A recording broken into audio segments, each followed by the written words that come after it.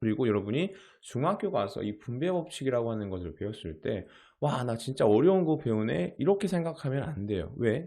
맞아요 여러분. 초등학교 3 학년 곱셈에서부터 여러분은 이미 분배 법칙을 통해서 계산을 해 왔습니다. 그래서 여러분 안녕하세요. 아빠쌤입니다. 오늘은 곱셈 두 번째 시간 자연수의 곱셈에 대해서 알아보도록 하겠습니다. 자연수의 곱셈이라고 해서 특별한 건 아니고 우리가 초등학교 2학년 때 구구단을 시작으로 해서 쭉 곱셈을 해 나가잖아요. 두 자릿수 곱하기 한 자릿수, 세 자릿수 곱하기 한 자릿수 이런 식으로 곱셈을 쭉 해 나가는데 그 곱셈의 원리에 대해서 한번 알아보는 시간을 갖도록 하겠습니다. 자, 그럼 초등학교 3학년 1학기 때 배웠던 두 자릿수 곱하기 한 자릿수부터 살펴보도록 하겠습니다. 그리고 참고로 선생님 수업은 초등학교 4, 5, 6학년 친구들이 듣는다고 생각하고 찍는 거예요. 그래서 혹시라도 1, 2, 3학년 친구들이 수업을 본다라고 하면 얼른 가서 자세요. 네, 여러분 유튜브 아직 3학년까지는 유튜브 볼 시기는 아닌 것 같아요. 자, 그럼 24 곱하기 4 24 곱하기 4부터 곱셈식의 의미를 한번 알아보도록 하겠습니다. 이게 의미가 뭐죠? 그렇죠. 24를 4번 더해라 라는 말입니다. 그래서 24 곱하기 4라고 하는 식은 결국 24를 4번 더한 오른쪽에 있는 덧셈식과 같은 거예요. 그럼 오른쪽에 있는 덧셈식 먼저 한번 풀어보도록 할게요. 가장 먼저 이르자리 숫자인 4들을 모두 더하죠. 자, 여러분 일일이 더할 건가요? 아니죠. 우리는 2학년 때 구구단을 외웠죠. 그래서 구구단을 이용해서 계산을 하게 됩니다. 4, 4, 16이라는 것을 알 수 있죠. 그런데 15자리에 1을 여기에 쓰지 않습니다. 맞아요. 이렇게 위로 올려 써주게 되죠. 왜냐하면 15자리도 계산을 해야 되기 때문입니다.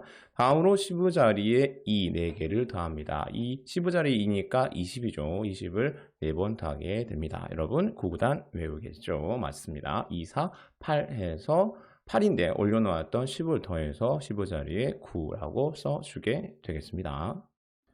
자, 이제 왼쪽에 곱셈식 풀어볼 건데요. 방금 풀었던 덧셈식과 한번 계산 과정을 비교해 보세요.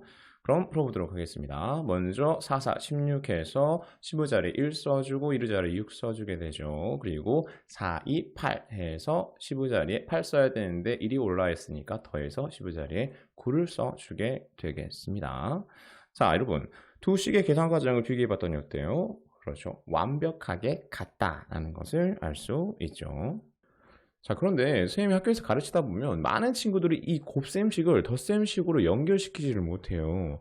물론 그 친구들의 잘못이 아니라고 생각해요. 선생님은 교과서에 잘못이 있다고 생각하는데 교과서에서 곱셈이 덧셈에서 나왔다라고 하는 것을 알려주기는 해요. 근데 잠깐 언급하고 넘어가 버려요. 그리고 무조건 이제 곱셈하면 몇 개씩 몇 묶음으로만 표현해서 알려준단 말이에요. 그래서 친구들이 잘 연결시키지를 못하는 것 같습니다. 자, 여러분은 꼭 곱셈식을 덧셈식으로 연결시킬 수 있어야 되겠습니다. 그럼 다음으로 넘어가서 세 자릿수 곱하기 한 자릿수 알아보도록 하겠습니다. 자, 364 곱하기 3이네요. 이 곱셈식의 의미는 그렇죠. 364를 3번 더해라가 되겠습니다. 오른쪽에 있는 덧셈식 먼저 계산하도록 할게요. 가장 먼저 이르자리에 있는 숫자 4들 더해주게 되겠죠. 4, 3, 12인데 10을 여기에 쓰지 않죠. 맞습니다. 15자리 계산해야 되니까 위에 올려서 주게 되겠습니다. 다음 12자리에 6 더해 주도록 하겠습니다. 6, 3, 18 하면 180인데 자, 10 올라와 있으니까 더해서 190이 되겠죠. 그래서 100자리에 1 올려주고 15자리에 9 써주게 되겠습니다. 마지막으로 100자리에 숫자 3들 더해주면 3, 3은 9인데 100이 올라와 있으니까 더해서 1000자리에 1 써주고 100자리에 0 써주면 364를 3번 더하면 1092가 된다는 것을 알 수 있습니다.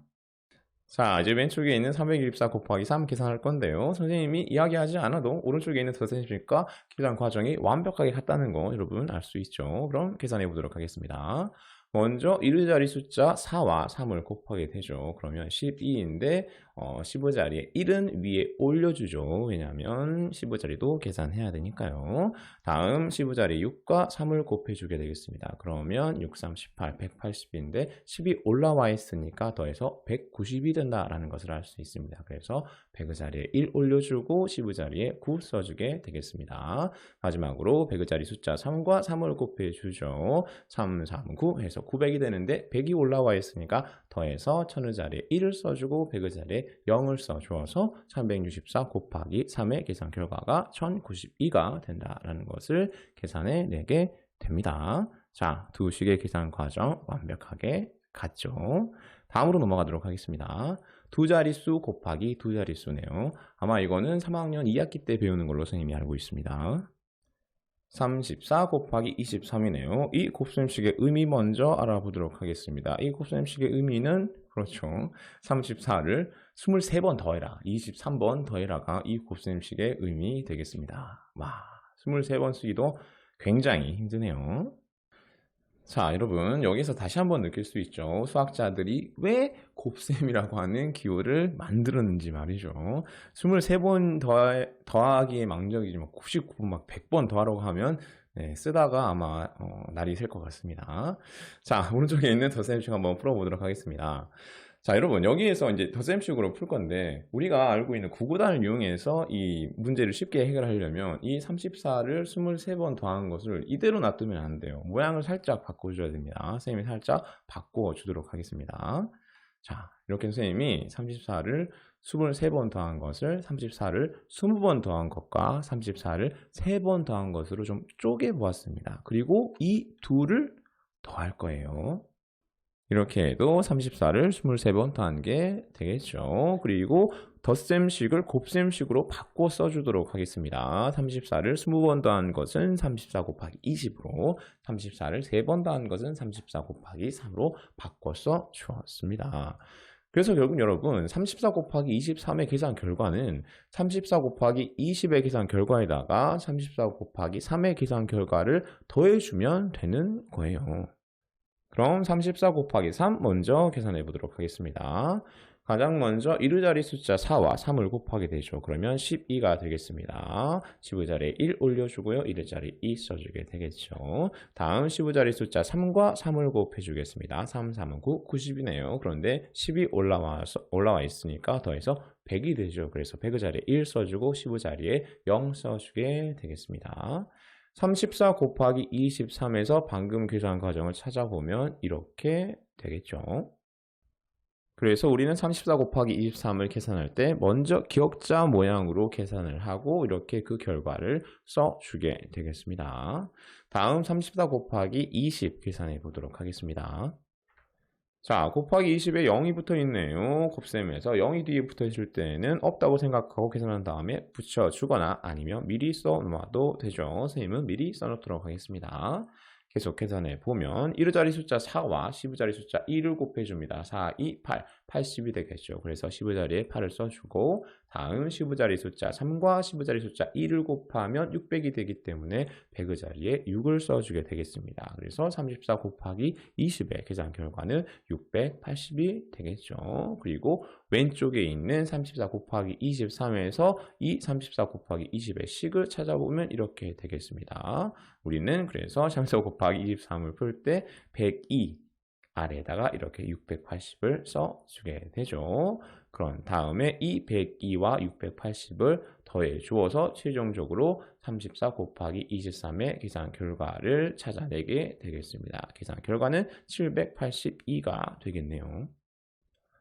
그럼 다음으로 넘어가서 세 자릿수 곱하기 두 자릿수 계산 과정 알아보도록 하겠습니다. 이 세 자릿수 곱하기 두 자릿수는 초등학교 4학년 1학기 때 배웁니다. 선생님이 지금 4학년 담임교사이기 때문에 정확하게 이야기해 줄 수가 있겠네요. 이번에는 선생님이 식이 아니라 글로 좀 써봤습니다. 394를 53번 더하세요. 자, 여러분 어떻게 더할 거예요? 그렇죠. 394를 50번 더한 것에다가 394를 3번 더한 것을 더해주면 394를 53번 더한 게 되겠죠. 그리고 각각의 글을 곱셈식으로 나타내면 이렇게 되겠습니다. 그래서 394 곱하기 53의 계산 결과는요. 394 곱하기 50의 계산 결과에다가 394 곱하기 3의 계산 결과를 더한 것이 곧 394 곱하기 53의 계산 결과가 되는 거예요. 그러면 394 곱하기 3 먼저 계산해 보도록 하겠습니다. 왼쪽 식에서 찾아보면 이런 모양이 되겠죠. 계산하면 1182가 되겠고요. 다음으로 394 곱하기 50 계산해 보도록 하겠습니다. 왼쪽에 있는 식에서 찾아보면 이런 모양이 되겠죠. 계산하면 결과가 19,700이 된다라는 것을 알 수 있죠. 자, 이제 다 구했으니까 이 둘을 뭐 해주기만 하면 돼요? 맞습니다. 더해주기만 하면 계산 결과를 얻을 수 있습니다. 394 곱하기 53의 계산 결과는 2882가 되네요.